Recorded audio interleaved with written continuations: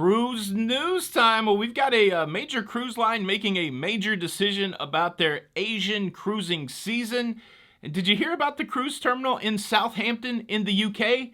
They got the power. They got the power, and we have a former FDA head, a big-time official at the FDA, speaking out about when potentially the cruise vaccine mandate will end. Cruise news. Let's talk about it.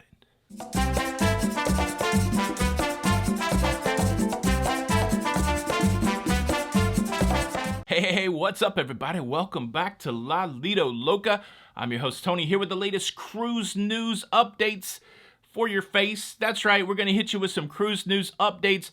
Cruise news story number one, Celebrity Cruise Line has canceled their Asian season. That's right, September 2022 to April 2023, 19 cruises canceled. Those cruises are supposed to take place on the Celebrity Solstice, and looking at the uncertainty in the region, Celebrity, well, they decided to punt, to pivot, as it were.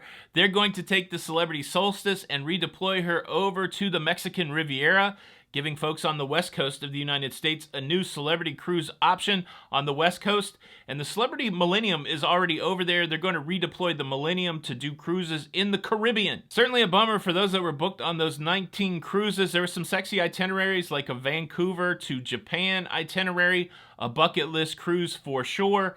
But yeah, what are you going to do? There's still uncertain times in Asia when it comes to cruising. And these cruise lines need to make money with their cruise ships, and waiting around to see what happens will not make them that money. So it makes a lot of sense. Did you get canceled? We commiserate with you today. Leave a comment below. Cruise news story number two, a £9 million project has been completed, bringing shore power to the Horizon Cruise Terminal and the Mayflower Cruise Terminal there in Southampton, UK. What is shore power? Well, shore power is a technology that allows cruise ships to berth at those cruise terminals emissions-free. Normally what happens in cruise terminals that do not have shore power, cruise ships will have to sit there with their engines running, burning fuel to generate electricity for the cruise ship. Well, with shore power, now these cruise ships that are equipped for it can plug right into the power grid in the town that they're at, or a separate power grid that's been allocated specifically for the shore power. The shore power will be immediately usable by a couple cruise ships that are frequent visitors to Southampton, UK, the Aida Cosima, and also the Cunard Queen Mary 2. They'll be able to plug right in. And then excitingly this summer, Celebrity's newest cruise ship, the Celebrity Beyond, will also be able to take advantage of shore power. One of the criticisms that the cruise industry is often subjected to is their environmental profile. And so you see projects like this dealing with shore power or using LNG for a fuel source, which reduces emissions. These are things that go to enhance, improve the environmental profile of the cruise lines. I think we'll see more and more of this. Many of the Alaska ports have shore power, so this is exciting. Over there in the UK, we'll now be able to see ships plug in instead of just burning fuel. And right now, with fuel being so expensive, it seems like a win-win. Cruise news story number three has been one we've been wanting to talk about for a while. We finally have somebody speaking out about when possibly the vaccine mandate will end for cruise lines, and we have a pretty major player speaking out, Scott Gottlieb. He's the former FDA head and part of the Healthy Cell panel put together by Royal Caribbean and Norwegian. He's got some insight as to when this thing may end. I'm going to tell you all about it, but first, let me quickly invite you to subscribe. If you like staying up to date with everything that's going on in cruising, please consider subscribing with the notification bell on. That way you stay up to date with all of the latest cruise news. You're going to be part of the notification squad. You're going to be some of the first folks in the know. And it doesn't cost anything. You just hit the subscribe button, notification bell, and hashtag notification squad in the house.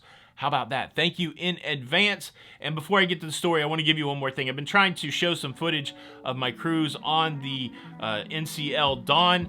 Here's a couple shots of the casino just to get you in that gambling mood before we talk about the vaccine. Here's 15, 20 seconds of the casino.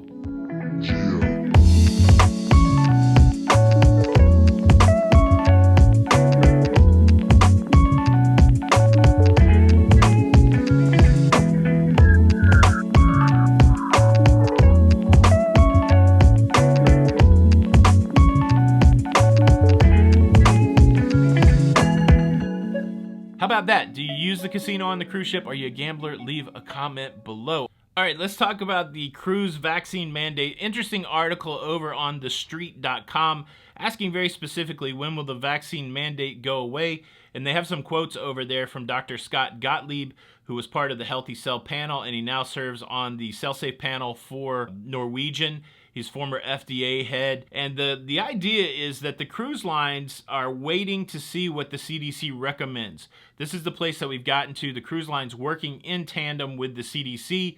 And it may be easier from a business perspective. This is the contention of this article, The Street. It may be easier from a business perspective for the cruise lines to say, look, we're just following the lead of the CDC. And it makes sense. If they continue to align with the CDC, it takes the pressure off of them a little bit when it comes to making controversial decisions, like whether or not to have a vaccine requirement or no vaccine requirement on their cruise ships. And so the article presses in a little further, and then eventually they get to the point where they're asking Dr. Gottlieb what he thinks will be the end date for the vaccine requirement. They ask the question, when will COVID vaccine requirements go away? And this is a quote from Dr. Gottlieb. I think that is likely to be a requirement that is in place through this fall and winter. I'm talking more about the CDC and the policy environment. I think that public health officials, the CDC, is going to want to see what the epidemiology of this disease is and when it gets to a quote unquote normal state. He's alluding to how the pandemic plays out over the next few months. He goes on to say, I think the CDC is going to want to see what does that look like. We'll hopefully get our first glimpse of that this year. This is like a transition year. Then they'll make decisions about whether or not to continue to require vaccines in certain settings. And then he does bring it around. He tries to bring a little more focus to it. The final quote here, the short answer to this question is, I think this is kind of a springtime thing from the CDC policy standpoint. They're going to want to make a decision around this after we get through another fall and winter with COVID to see if we are truly in an endemic phase with this. So those were quotes from the article on thestreet.com from Dr. Gottlieb, saying a lot of what we've already talked about. We're waiting to see when this pandemic is declared officially endemic, and the CDC will continue to watch this. And what Dr. Gottlieb was saying is that once we get into that endemic phase, you will more than likely see the vaccine requirements revisited.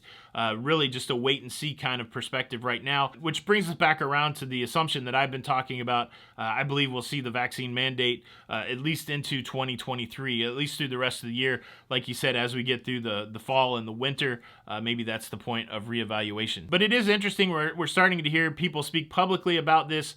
That article makes a very good point that you're probably not going to hear the cruise lines officially speak about it because, like I said earlier, it is a little bit of a controversial point of contention. And the cruise lines are going to continue to evaluate their business. If they're able to fill up cruise ships while having the vaccine mandate in place and still continue to get increased prices and get the profitability that they want, I can't imagine them changing anything to shake up that apple cart. I am curious as to where you guys are at when it comes to the vaccine mandate. I have a poll running on the community tab on the YouTube page. Make sure you go vote there, or you can sound off in the comments. Do you think the vaccine mandate should go away for cruise ships, or do you think the vaccine being in place is a good thing? Leave a comment below. Thank you so much for checking out the show today. I hope you enjoyed it. You can show your support for the show by hitting the like button. And unfortunately, if you don't hit the like button, I will be forced to punish you. And your punishment is this. You'll be eating your breakfast on some sort of open area on the cruise ship, be it a balcony or the Lido deck, and you'll be at port.